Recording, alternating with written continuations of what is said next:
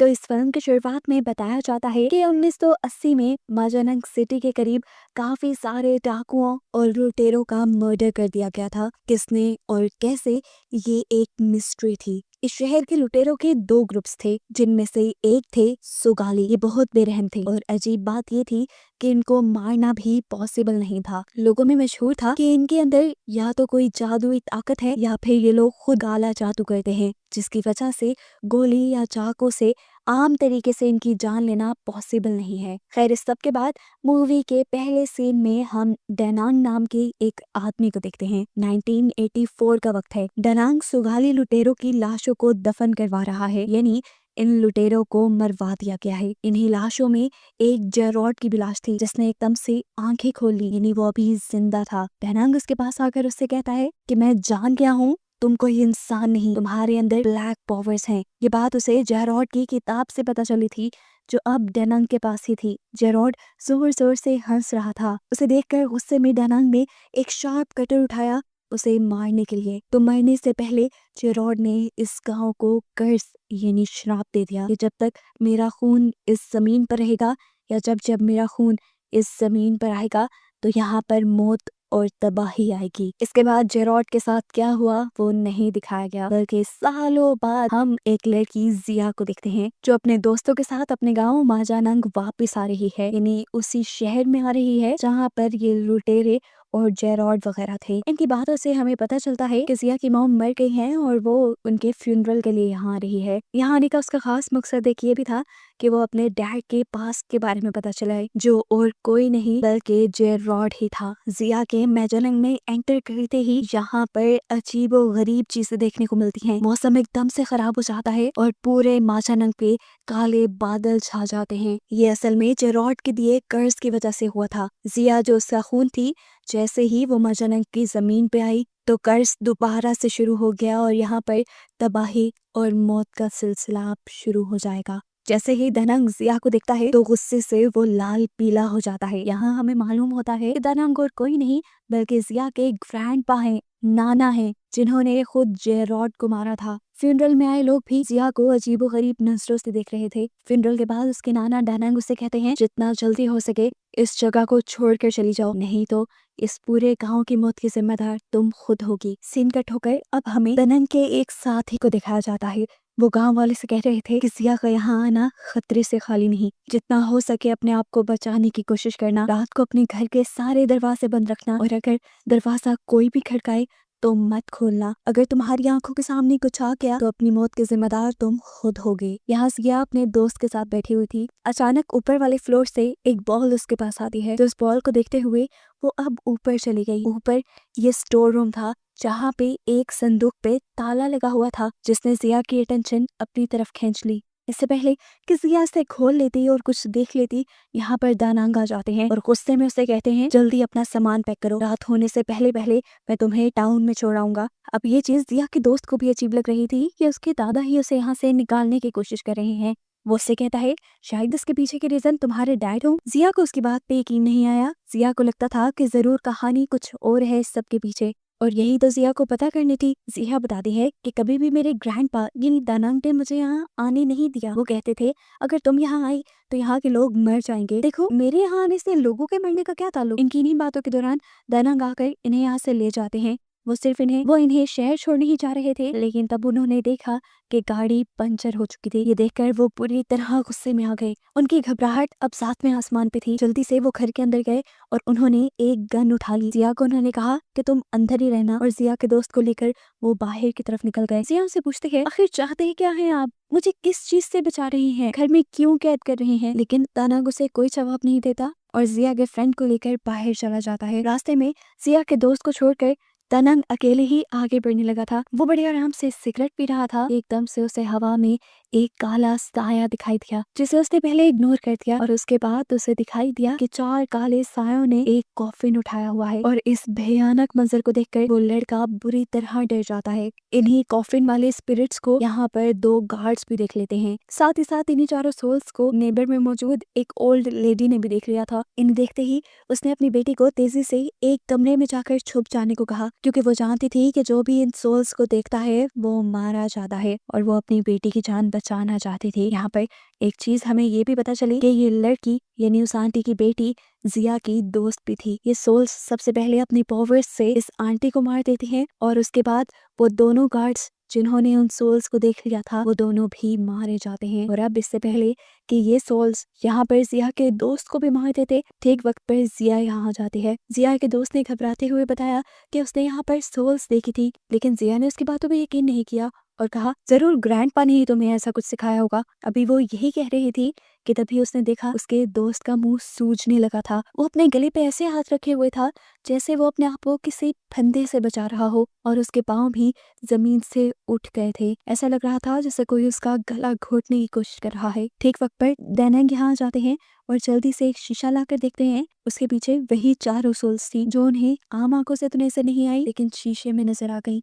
शीशे में ही देखते हुए दानंग उस सोल के ऊपर बंदूक से अटैक कर देते हैं। इस गोलियों में बारूद की जगह नमक था और नमक से सोल्स दूर भागा करती थी। इसी नमक की वजह से उन्होंने जिया के दोस्त को छोड़ दिया और ये लोग अब आगे की तरफ भागे। जिया को समझ नहीं आ रहा था कि यहाँ पे ये सब चल क्या रहा है। वो दानंग से सवाल करती है कि आखिर ये सब क्या है, लेकिन दानंग उसके सवाल का कोई जवाब नहीं देते और आगे की तरफ चलते रहते हैं। अपने पास मौजूद शीशे की मदद से ही दानंग अपने सामने आने वाली सोल्स को देख पा रहे थे। इतने में ही पीछे से आकर दोबारा जिया के दोस्त को इन सोल्स ने घेर लिया। वो उसको यहाँ पर मार देते उससे दोबारा बचा लिया। ये लोग अब आगे की तरफ चल रहे थे कि अचानक दानंग इनकी नजरों से ओझल हो गए और ये दोनों पीछे रह गए। अब ये जानते थे कि वो सोल जरूर आकर उसको मार देगी।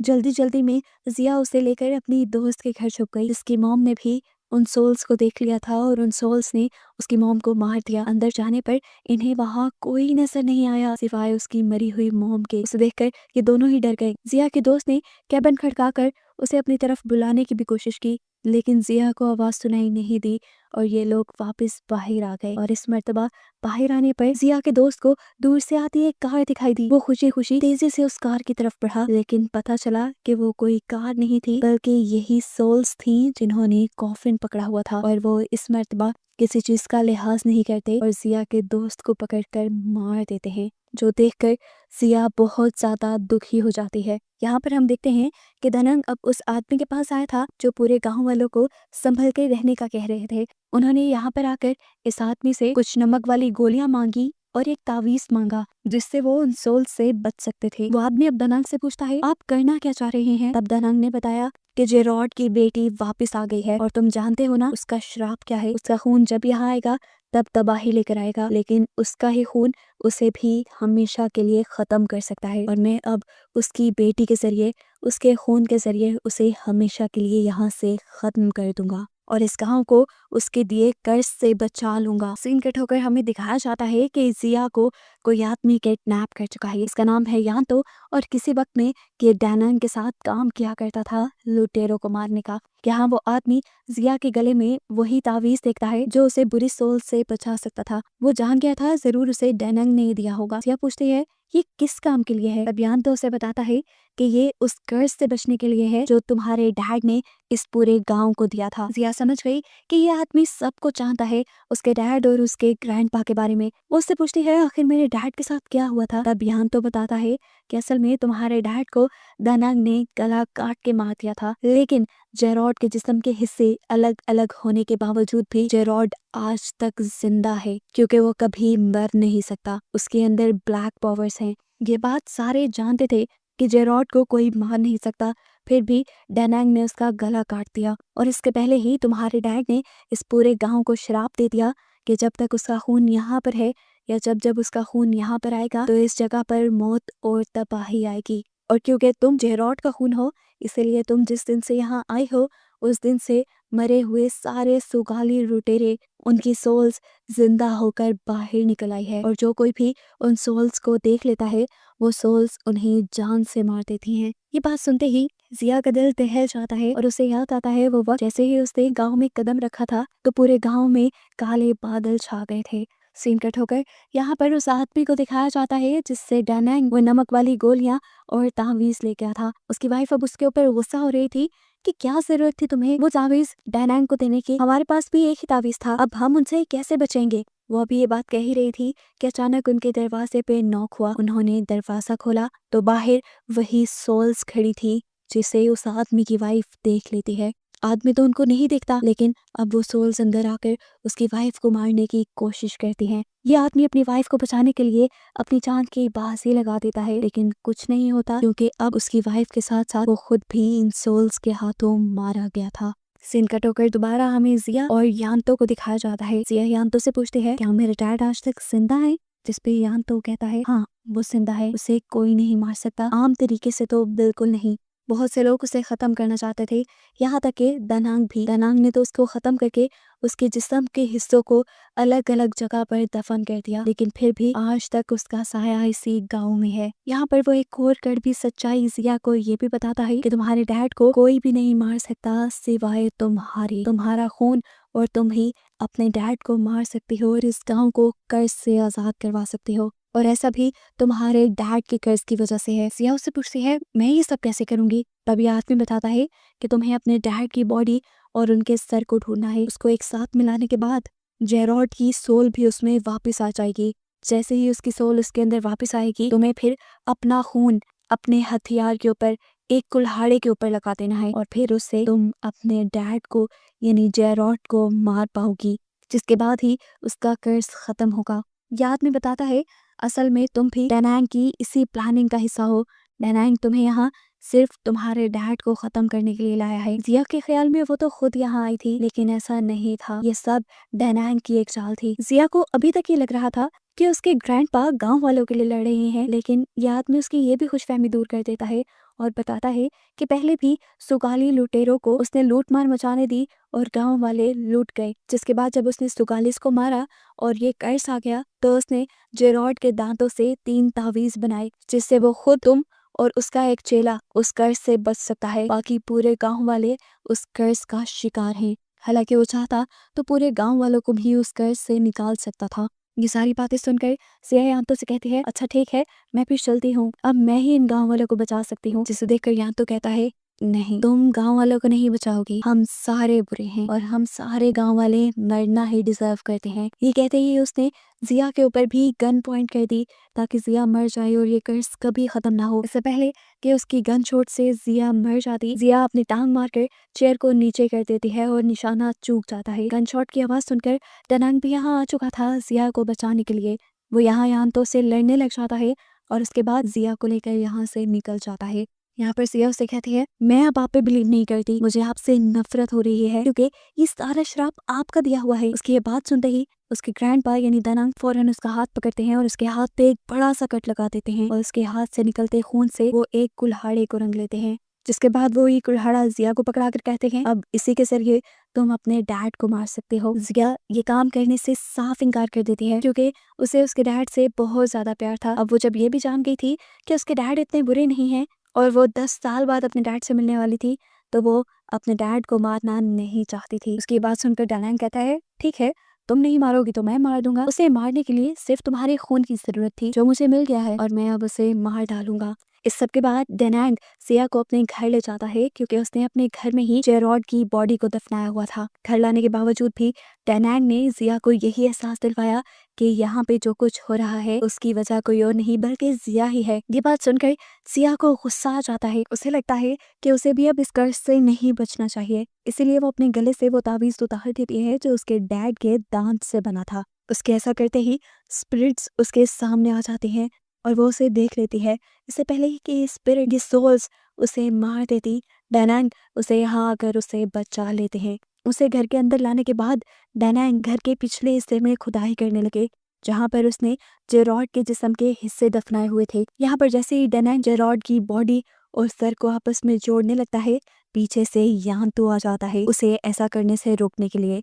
यहाँ उनके दरमियान लड़ाई चलने लग जाती है, जबकि दोबारा हम देखते हैं कि जिया बाहर जा चुकी थी और यहाँ जिया के डैड के सोल ही यानी जेरॉड के सोल ही उसे मारने आ जाती है। जिया ने उसे देखकर पहचान लिया और उसे कहा, ठीक है डैड, आप मुझे मार सकते हैं। इससे पहले कि उसके डैड उसे मार देते, यहाँ जिस्म के पूरा होने पर जेरॉड की सोल उसके जिस्म में वापस आ जाती है और जेरॉड इंसानी रूप में जिंदा हो जाता है। उसकी आंखें खुलने पर उसकी आंखें किसी बिल्ली की तरह चमक रही थी, जो कि साइन था ब्लैक पावर्स का। जिंदा होते ही जेरॉड यहाँ एक यांतो को देखता है और सबसे पहले यांतो को ही मार देता है। हालांकि यांतो तो उसे जिंदा होते देखते ही माफी मांगने लगा था उससे। यहाँ पर दानांग भी अब उसके जिंदा होते ही उससे माफी मांगने लगा। यहाँ पर वो कन्फेस करता है कि हाँ, मैंने तुम्हारे साथ बुरा किया, तुम एक लुटेरे थे और तुम्हें पहले इतना काला जादू नहीं आता था। मैंने ही तुम्हें ये सब सीखने को कहा और जब तुम्हारी पावर्स बहुत ज्यादा बढ़ गई तब मैंने तुम्हें मरवा दिया। जेरॉड इससे पूछता है क्यों, आखिर क्यों? ये कहकर वो उसे मारने ही वाला था, लेकिन तब दानांग ने उसे बताया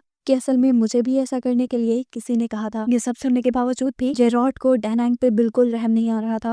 वो उसे मारने ही वाले थे, लेकिन ठीक वक्त पर जिया यहाँ आ गई। जिया ने अपने डैड को गले लगा लिया और वो उसे रोकने लगी। डैड, इन सबको नहीं मारे, इनका कोई कसूर नहीं। लेकिन अब जेरॉड अपनी बेटी के कहने पे भी ये सब नहीं रोकने वाला था। उसने अपनी बेटी से कहा कि जब तक मैं इस पूरे गांव को खत्म ना कर दूं तब तक मेरी सोल को आराम नहीं मिलेगा। जब जिया को ये महसूस हो जाता है कि उसके डैड ताकत के नशे में चूर हो चुके हैं तो उसे तबाही रोकने का कोई और रास्ता नजर नहीं आता। वो अपने खून से एक कुल्हाड़ी को सनकर पीछे से अपने डैड के ऊपर हमला करके उन्हें खत्म कर देती है। यहाँ पर अब जेरॉड मर चुका था। जिया उठी और दानांग को उठाकर यहाँ से ले जाने लगी, क्योंकि वो समझ गई थी दानांग बुरा नहीं है, उसने तो किसी और के कहने पे सब कुछ किया था। ये लोग इससे पहले कि यहाँ से बाहर चले जाते, यहाँ पर जिया की वो दोस्त आ गई जिसकी मॉम अभी अभी मरी थी। उसने इन लोगों की सारी बातें सुन ली थी कि ये सारा कर्ज जिया की वजह से वापस आया है और जिया की वजह से ही उसकी मॉम मारी गई। इसी गुस्से में वो जिया को शूट कर देती है। ये देखकर दानांग को गुस्सा आता है और दानांग उस लड़की को भी मार देते हैं। दानांग और उस लड़की के मरने के बाद जिया अपनी आखिरी सांसें गिन रही थी, तभी उसे अपने दिमाग में कोई ख्याल आया और उसने वो कुल्हाड़ा यहाँ से उठाया जिससे उसने अपने डैड का कत्ल किया था और उस कुल्हाड़े को उसने अपने अंदर स्टैब कर दिया, जिसके बाद साफ मतलब था कि जिया को मर ही जाना चाहिए था। लेकिन फिल्म के पोस्ट क्रेडिट सीन में हम जिया को सड़क पे चलते हुए देखते हैं। उसके जख्म खुद ब खुद हील हो रहे हैं और वो मरने के बजाय ठीक हो रही है, जिसका साफ मतलब था कि उसके डैड के खून से उसके डैड की सारी पावर्स अब उसके अंदर आ चुकी थी। उन्हीं पावर्स की वजह से जिया अब जिंदा हो गई थी और ठीक हो रही थी और साथ ही इस गांव का कर्ज भी खत्म हो गया था। और बस यही दिखाते हुए ये कहानी यहाँ खत्म हो जाती है। लेकिन मूवी के खत्म होने के बाद भी हमें एक सीन दिखाया जाता है जिसमें एक अननोन आदमी आकर जेरॉड की लाश को वहां से ले जाता है। उसकी बातों से ऐसा लग रहा था कि वो काफी सालों से जेरॉड की लाश को ढूंढ रहा है और शायद यही वो आदमी है जिसने दानांग से ये सारे काम करवाए थे।